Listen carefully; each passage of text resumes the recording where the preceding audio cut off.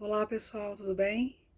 Eu começo esse vídeo agradecendo a cada uma das pessoas que entrou em contato comigo para me parabenizar pela iniciativa, para compartilhar experiências, né, de algo que foi vivido, né, em relação à síndrome do pânico. E é isso mesmo, esse é o objetivo desse canal, é uma troca, né? Compartilhar experiências e que as pessoas que estão sofrendo desse mal possam se sentir amparadas e que elas possam entender que elas não estão sozinhas. Então esse é o objetivo do canal, não só compartilhar as minhas experiências, mas poder realmente ser uma troca. Muito obrigada por cada mensagem, agradeço muito pelo contato de cada um. No vídeo de hoje eu quero contar um pouquinho para vocês, né, a sequência, né,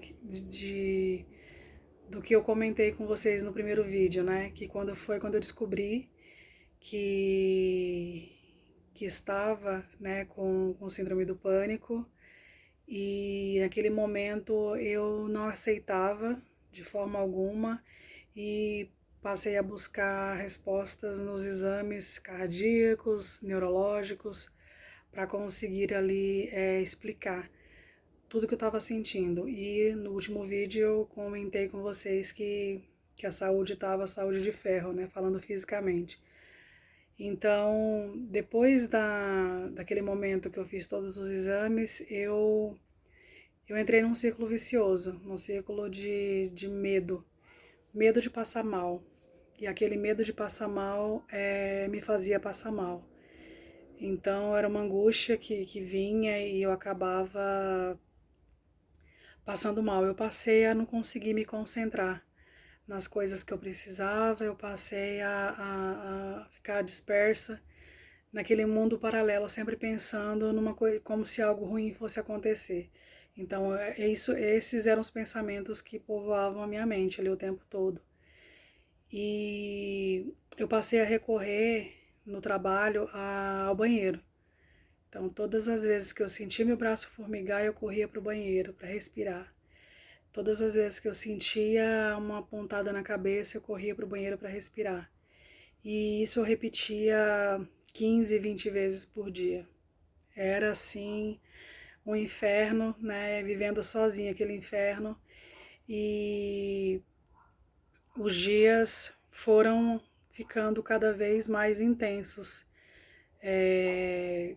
sendo preenchidos com essa forma de comportamento, né? Eu estava sempre ali me refugiando no banheiro para tentar me acalmar.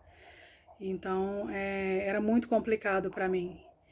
Então eu me lembro de uma certa vez, né, dentro desse período, que eu fui fazer uma reunião, uma comunicação, junto ao time que eu trabalho, e reuni as pessoas no início do turno para falar falar de algo que pra gente é normal, né? Falar das demandas do dia.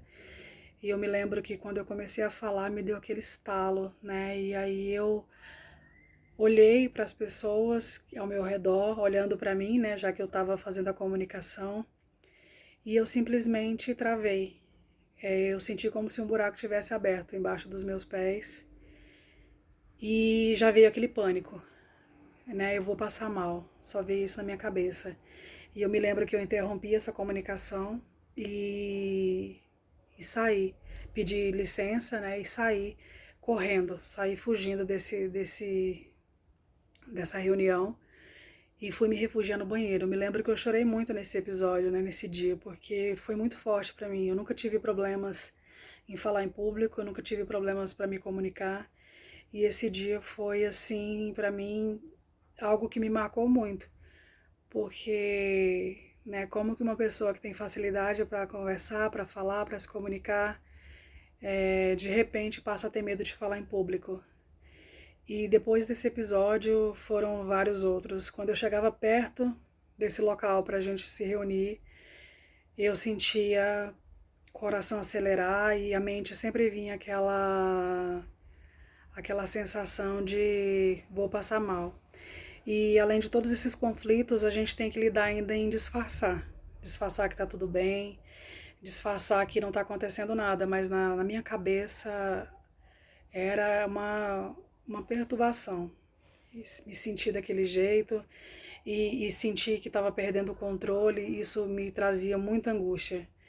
Eu lembro que nessa época eu comecei a fugir das reuniões, eu comecei a fugir de qualquer coisa que me colocasse com muitas pessoas, que eu tivesse que me posicionar. Então eu passei a me esconder. Eu tive que fazer isso porque, para mim, todas as vezes que eu ia me reunir com alguém, isso era algo que me trazia muito sofrimento. Então foi uma época muito difícil que perdurou por algum tempo. E, e nessa época eu descobri que eu estava grávida. Descobri que eu estava grávida e, por incrível que pareça, uma das minhas maiores alegrias em descobrir que estava grávida foi poder passar mal sem ser julgada. Na minha cabeça eu tinha esse pensamento de tipo, poxa, agora eu tô grávida, eu posso passar mal, as pessoas não vão me julgar. Porque eu estava muito cansada, né? Acho que já tinham sido umas 20 vezes saído do trabalho para correr pro pronto atendimento. E cada hora eu inventava uma desculpa, né? Ah, foi, sei lá, acho que eu tô com labirintite. Ah, eu acho que isso, eu acho que aquilo, porque no fundo você não quer dizer, ah, eu tô com crise de ansiedade, eu tô com síndrome do pânico, eu tô com qualquer tipo de doença que esteja afetando a mente. Existe um preconceito muito grande em relação a isso. E esse canal, esse bate-papo, é justamente para quebrar esses tabus, né? Quebrar esses tabus que hoje, infelizmente, ainda, quando se fala de saúde mental, é bem complicado. As pessoas aceitam muito uma doença física. Se você falar que está com dor de cabeça, que você está com uma dor no fígado, no rim, qualquer parte do corpo é natural, as pessoas até te oferecem um remedinho e tá tudo certo. Mas quando você apresenta qualquer sinal de, de, de distúrbio, de problema que está relacionado às emoções, aí parece que não é muito aceito. Aí você passa a ser taxado aí como a doida, né? É muito complicado isso. Então, naquele momento, quando eu descobri que eu estava grávida, eu confesso que já veio na minha cabeça, agora eu vou poder passar mal sem ser julgada, sem precisar dar explicações. Então era isso. Porque isso traz muito constrangimento, você não ter o controle das coisas, da situação. Então foi um momento muito difícil.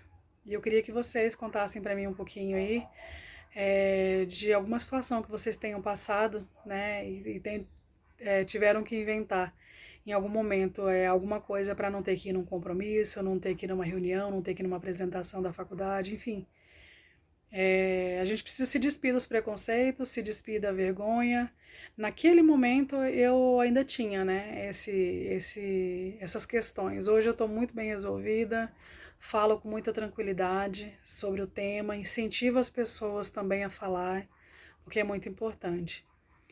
No próximo vídeo eu vou trazer para vocês outras experiências que eu tive, né, de coisas que para mim era tão simples antigamente e que naquele momento se tornou para mim um sacrifício.